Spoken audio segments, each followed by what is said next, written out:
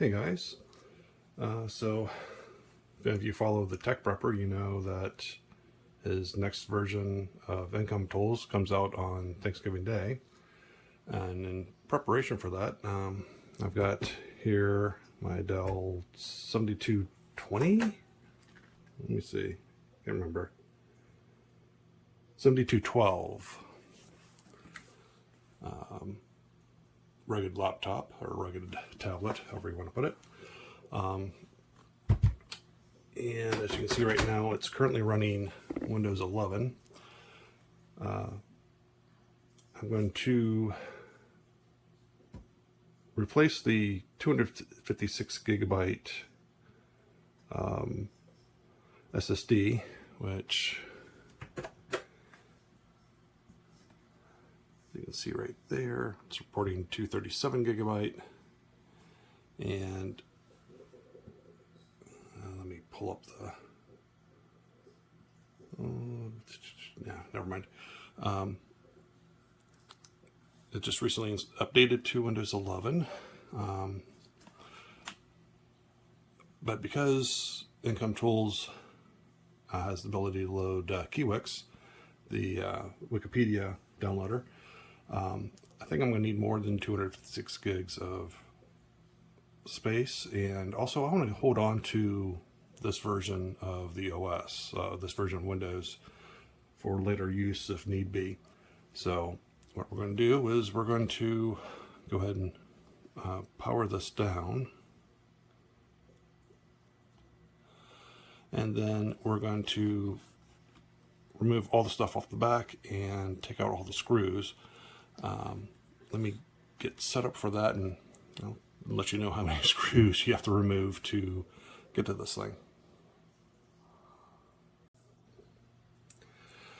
Alright, so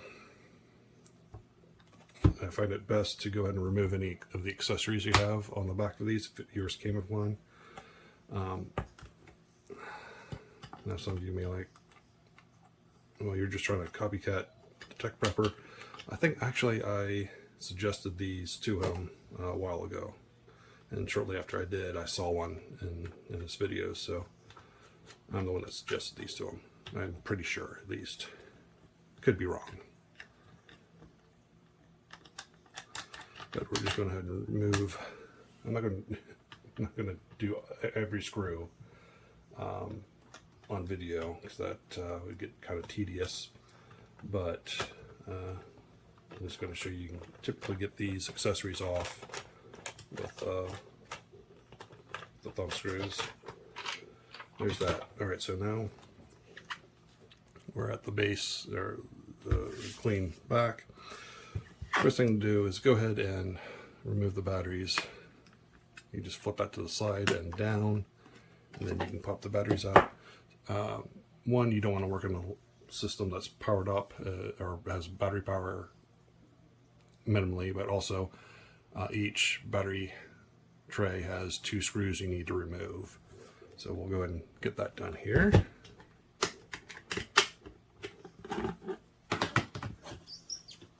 And let me see, I think there's almost 20 screws you need to remove. So 1 here, 2, 3, 4, 5, 6, 7, 8, 9, 10, 11, 12, 13, 14, 15, 16, 17, 18, 19. Okay, 19 screws you have to remove. Yeah, I find that's going to be rather tedious, so we'll pause the video and I'll go ahead and remove all those, and we'll get back to that. Okay, so here's the last screw. Pretty sure there's 19. It helps to have a magnetic screwdriver. If you don't have one of these, they can be helpful. So if you can pick one up, go for it. But just a standard, just this Husky jeweler screwdriver with the large, I think it's a #1 Phillips on there. But now we need to pop this open. Now this should just more or less fall apart here. Also note, thankfully all 19 of these screws are the same size, so you can't mix them up, which is a nice thing there. So now we just sort of pop this apart a little bit. Now I find that it's easiest to keep this kind of together because there are ribbon cables in here, and of course I got it backwards. Let me do it this way, and we'll sort of keep it together that way. And maybe it might be easier to do this upside up rather than upside down, but anyway, I managed it.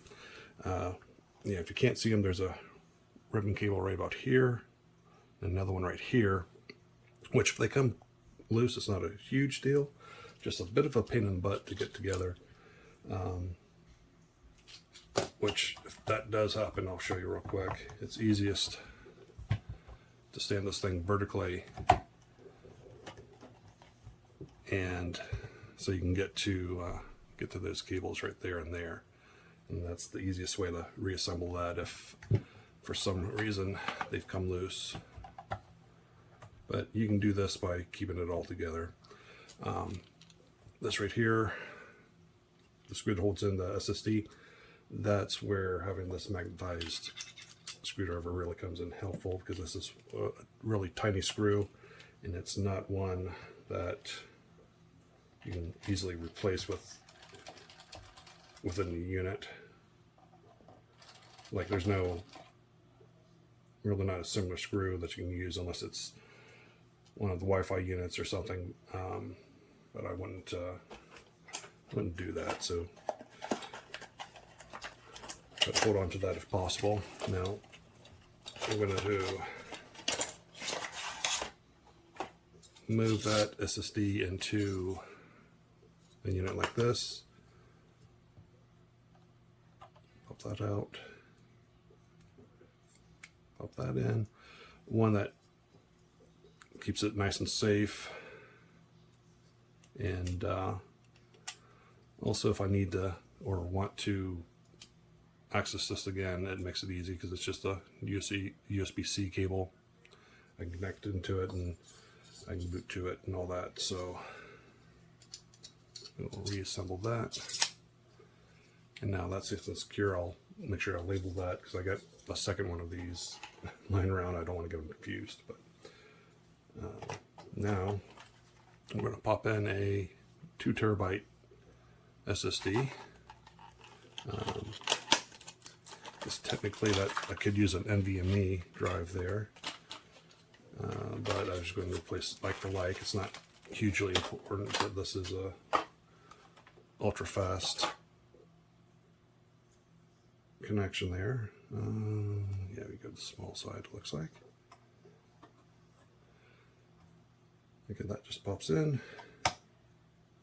That settles down, and now we get the screw back in here and get this magnetized. It's going to make this easy.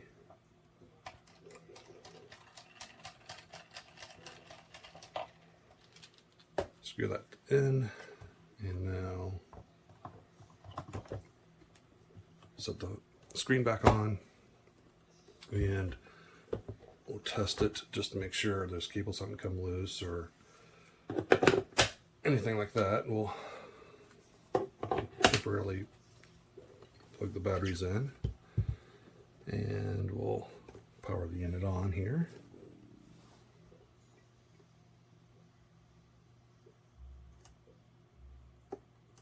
Oh, there it is. Give it a second. We should have something on the screen.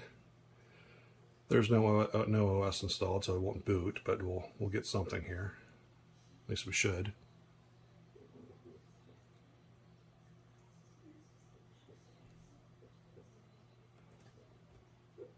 Oh, come on.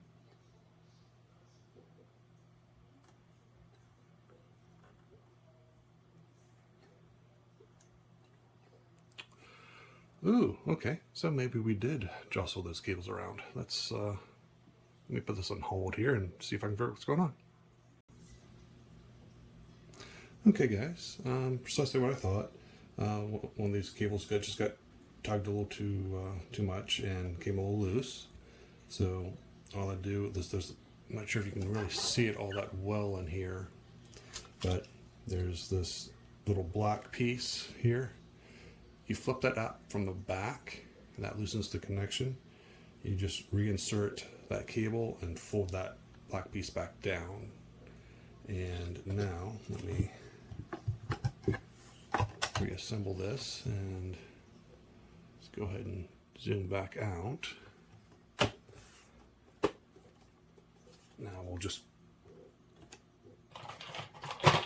grab the AC adapter real quick, make this simple. Power it on, got the lights that come on in the front. Screen lights up and we got the Dell logo. So we're gonna boot how we should, and we're getting all this stuff about it, not about potential hardware problems. So we'll let that thing do its whatever, and we'll get all the screws back in. And at this point, I think we're just going to wait until the new Emcomm V5 or 5th edition or whatever it's actually called, Emcomm Tools, the 5th revision of that comes out Thanksgiving, and we'll build the ISO for that and get it installed on this. So until then, I think we're done with this. Anyways, thanks guys. All right, now before I really go, we got it just to prove that it's working. It's booted, went through the self-scan. Hardware scan complete with no issues. No bootable devices were found. Well, of course, because we just put in a blank SSD, or SATA SSD, so there's no OS on it, so of course it won't boot. Yeah, corrupt OS, well, yeah, well, there's no OS, right? So now we got an option to shut down. Touchscreen works. And I got R4. Let's see if we can get an R4 started on that.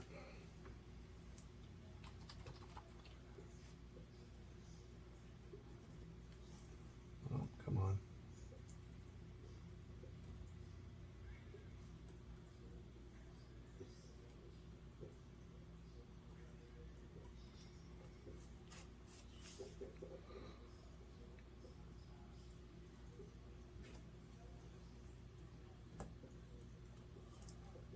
Come on. Oh, there we go.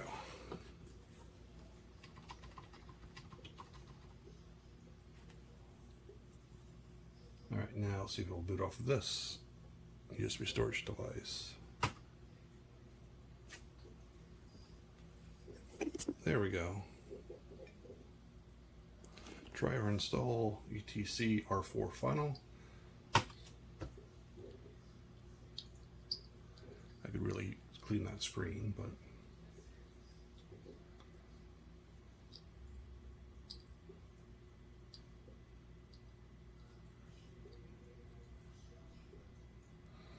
and there we go.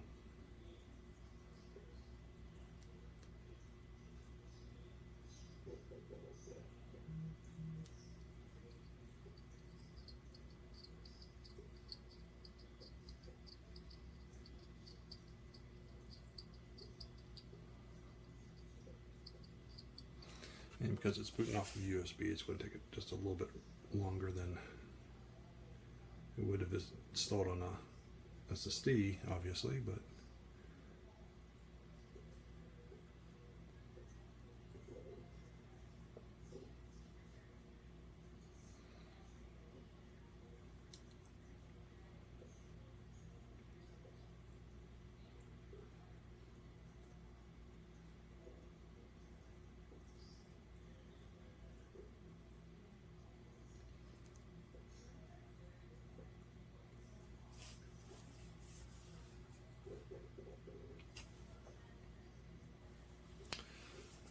okay, as you can see here, it's booted into R4. We'll go ahead and say try. but that certainly does seem to be working how it should be. Like I said, I'll hold off until I get oh, my keyboard apparently needs a new battery. I'll hold off till R5 gets pushed out, and we'll do an install of R5 onto this. This does have a built-in GPS, and all that should be all set up here. But anyway, let's actually put an end to this one. Thanks, guys. Bye.